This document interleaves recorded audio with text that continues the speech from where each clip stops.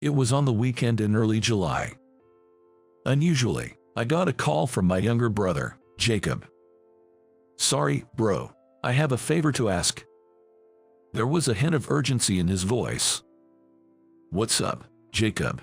I've got work as a lifeguard at the beach tomorrow, Sunday. Can you cover for me?" "Wait, tomorrow? Why the sudden request?" Jacob is now in his sophomore year of college. He's a great swimmer and has been working as a lifeguard every summer since last year. "I slipped on the stairs and sprained my right ankle, so I can't make it to the beach." "Gotcha. All right, I'll step in for you." "Thanks, bro. My name is Mike. I graduated from college last year and joined a company that undertakes interior renovations for homes and commercial establishments. The company deals with interior renovations, building refurbishments, and also sells construction materials. I work in the business planning department, mainly gathering information on new products and materials from both domestic and international sources. Luckily, I have tomorrow off. I love the beach just as much as Jacob, and I used to work as a lifeguard during my college days. Covering for Jacob was no big deal. And then it's Sunday. The temperature had already surpassed 80 degrees Fahrenheit by morning. By midday, the beach was crowded. It was almost time for a break.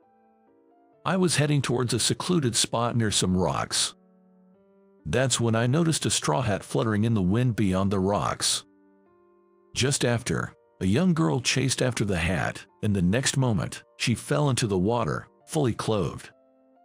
Did she just fall in with her clothes on? She's in trouble. I have to help her.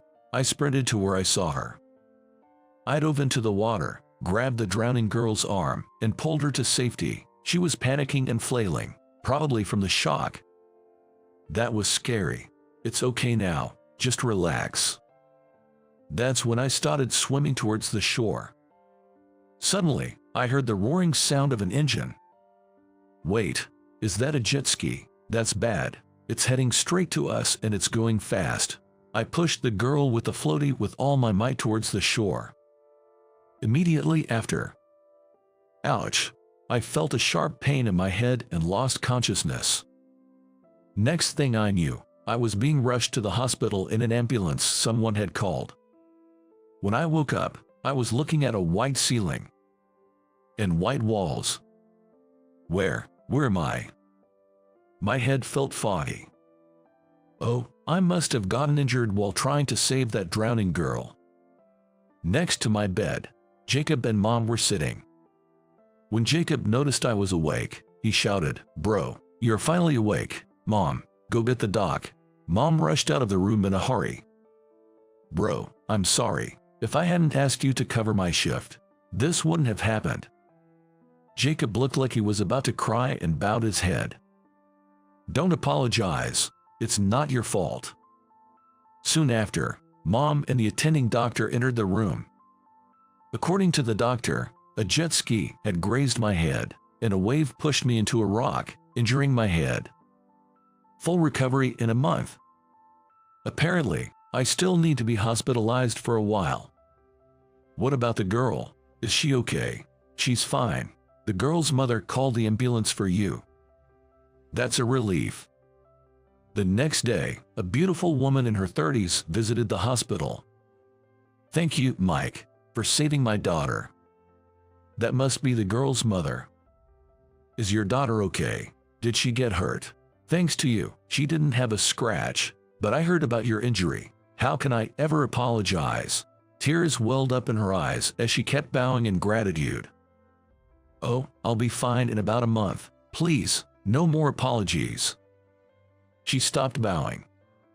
The woman handed me a thick envelope with money to cover the cost for my hospital stay, which seemed to have about $10,000. "I can't accept this. Lifeguards have insurance, so I'm good." So I asked her to take it back. After a while, I was finally discharged. "Bro, that scar on your forehead is quite noticeable," Jacob pointed out, and when I looked in the mirror, there was a 2-inch scar near my left temple. The next day when I went to work, I was called into HR.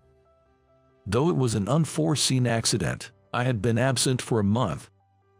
I expected some sort of reprimand, but they said, "Mike, you've been transferred." Wait, transferred? I was sent to a subsidiary in Nebraska that deals with interior construction materials. My job was to manage the materials ordered by the headquarters and deliver them to our affiliates. Basically, it was like warehouse management. Since then, every day was just about getting through the same routine at work. I wonder when I can return to the headquarters. As I spend each day brooding, about 4 months later, I received a postcard. It was an invitation to the wedding party of my high school buddy, Ken. Well, he's getting hitched too. I bet many of our old classmates will be there. This will be a nice change of pace. That's what I thought, looking forward to my friend's wedding day.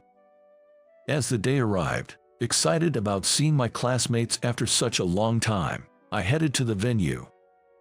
On my way there, "Is that her?" I bumped into a familiar face on the train. "Is that Natalie?" As I called out, she turned around. "Oh my, Mike, it's been ages." Back in high school, Natalie and I were both on the swim team. When we became seniors, I was the captain of the boys' team and Natalie was the captain of the girls' team.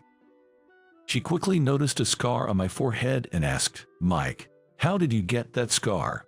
When I told her about the day I worked as a lifeguard, filling in for my brother, she said, "That's so like you, Captain Mike. I bet for that girl, you became a hero." Feeling a bit embarrassed, I replied, "Oh come on, it's not like that. Don't tease me," and laughed it off. At the wedding reception, many asked about the scar on my forehead. Then Robert, who got a job at a local printing plant, said with a smirk, "Mike, I heard even though you landed a job at a big company, you're just managing inventory in some rural place. Did you mess up? Demoted?" He was always the kind to look down on others. As I thought, some things never change, Natalie and a few others started saying, "Robert, was that really necessary? Robert, that's low," and there was a commotion. Feeling outnumbered, Robert quickly retreated to another table. Except for Robert, my classmates treated me like a hero for risking my own safety to save a girl. The wedding turned out to be a pleasant diversion for me. However, once I returned to my daily life, the monotony continued. Day after day, it's just inventory management. I started thinking, soon all this inventory stuff will be done by AI, and they'll probably cut jobs here. These were the anxious thoughts that occupied my mind. After the wedding, I kept in touch with Natalie. During our conversations, I learned she worked for a renovation company. As our jobs were similar, we had a lot to talk about. We discussed interior designs, and despite differences in our clientele, our discussions were always captivating. "Natalie, you always put in the effort to learn. That hasn't changed since high school." She replied, "Mike, you know a lot about imported materials. I really need to learn more and expand my knowledge," showing genuine interest in our conversations. Before long, we started going out to various places, just the two of us. Eventually, we started hanging out more, whether it was going to cafes or theme parks, but our discussions inevitably turned to work topics like, "The artwork on this wallpaper is so tasteful," or "The color combination of this flooring and door is impeccable." Spending time with Natalie, who I could easily talk to, was truly enjoyable and precious. Though my personal life was quite fulfilling, my professional life was not. Unbelievably, the situation I had dreaded came true. The company decided to leave all stock management to AI, and once again, I was handed a transfer order. Now they're sending me to handle order management at a regional subsidiary. They keep moving me around. I realized I'd probably never return to the headquarters. I guess employees like me, just a cog in the machine, are replaceable, right? On the day my transfer was confirmed, I had plans to have dinner with Natalie. I dreaded breaking the news of my transfer to her. With that in mind, it's best to tell her sooner rather than later. So I told her, Natalie, they've decided to transfer me to a regional subsidiary. Natalie hesitated for a moment before asking, is that what you want, Mike? Do you think you'll find meaningful work there? Honestly, I hadn't really considered that. Meaningful work? I doubt it. While I struggled to find words, Natalie continued. What do you really want to do, Mike? What I want to do? That question brought back memories. When I first joined my current company, I'd spent every day visiting different commercial buildings, aiming to develop my own design style. On days off, I'd even travel to commercial centers in other states, seeking as much feedback as possible from store owners and managers. It was a hectic time, but I felt so fulfilled back then. I don't think the next place will have what I'm looking for. Upon hearing this, Natalie looked me squarely in the eyes and said, Mike, how about we hire you? Do you want to fully engage in what you love at our place? What? Their place? Did she mean she'd introduce me to her company? As I stood there confused, Natalie handed me a business card. Renovation Inc., Vice President, Natalie Sawyer. Wait, Vice President. Surprised, I kept glancing between the card and Natalie. She chuckled and explained, it's my dad's company. He's more of a hands-on craftsman type, so I mainly handle the communication with our partners and employees. Apparently, she began working part-time at her dad's firm right after starting college and fell in love with the job. My dad probably wanted my brother to take over, but he became an internist, so I decided I'd work twice as hard to make up for it, she shared. She went on. Having been in this industry for 5 years and talking with you, Mike, I think you're incredibly knowledgeable and curious. Working with someone like you could really make our company something special. By the time she finished speaking, everything had sunk in for me. Without any hesitation or doubt, I decided to join Natalie's company. Her father, the CEO, was just as I'd heard, a quiet craftsman at heart. Despite being the head of the company, he spent most of his time on site, valuing hands-on work. That's why the CEO is rarely in the office. Most of the in-house affairs were handled by Natalie. She had always been an overachiever, having been admitted to a top-tier university right out of high school. She managed everything from finance, negotiations with partners, marketing, to general affairs all by herself. I did go to college, but as a scholarship athlete in swimming, I barely studied. I only began studying the renovation industry after joining last year, so I still had a lot to learn. I can't wait to start working as Natalie's right-hand man. With that determination, I made a fresh start. It's been a month since I began working at her company. Finally, I'm getting the hang of the job. One evening, Natalie gave me a call. Mike, I'm sorry. My brother said he's coming to the company tomorrow. She sounded pretty panicked. I mean, it's fine. Why are you apologizing? When I asked, she explained. Her brother is 12 years older than her and extremely overprotective, almost excessively so. Apparently, when she told him she was dating someone from the company, he said, I'm gonna see what kind of guy he is with my own eyes tomorrow, and then hung up. I see. So, I'm getting interviewed by her brother tomorrow. Haven't been this nervous in a while. I joked, which finally made Natalie laugh. I have a younger brother, 3 years apart, so I don't know what it's like to have a sister. Given the age gap, he must really dote on her. With those thoughts, I went to bed that night. The next day, just about 20 minutes before lunchtime, her brother showed up. He immediately asked about my college and then made a face. What, you went to that uni for sports freaks? He scoffed. What's wrong with that? Mike was the only one from our school to make it to the state championships in high school. Besides, the college has nothing to do with his job, Natalie quickly retorted.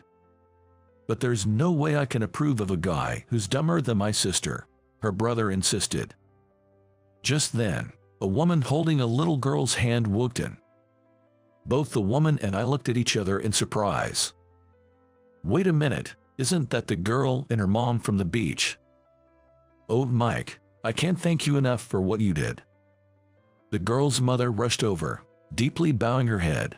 Thanks to you, Rita's been able to live her life happily. After hearing that, Natalie's brother looked shocked and asked, "What? You're the one who saved Rita's life?" and then looked at me again. His wife added, "The scar on Mike's forehead is from when he saved Rita. I don't know how to apologize for such a large scar." Thanks to her explanation, it seemed he finally understood. "Mike, I deeply apologize for my earlier rude remarks," he said, bowing his head. "No, it's okay. I have a brother too, so I can understand how you feel about your sister. Please, raise your head." Things finally started making sense in my head. Turns out he's not only Natalie's brother, but also the father of the girl, Rita, whom I'd saved at the beach. Later on, Natalie and I enjoyed the fancy steak lunch that her brother and his wife had brought as a gesture of gratitude. "Good thing I got your brother's approval," I told her with a sigh of relief. "Who would have thought that you had saved my niece? My brother won't have any issues with you now," Natalie said with a laugh. After that, thanks to Natalie's brother, I was able to attend night classes at an interior design school. As a token of gratitude for saving little Rita, Natalie's brother paid the full tuition for me. Being fairly new to the home renovation industry, I gratefully accepted his generosity. Now, I may be recognized as the man who saved Rita, but someday I want to be recognized as Natalie's right-hand man at work. And also as a man who can support her. I'm determined to prove myself to her brother and the boss. I made this promise to myself once again.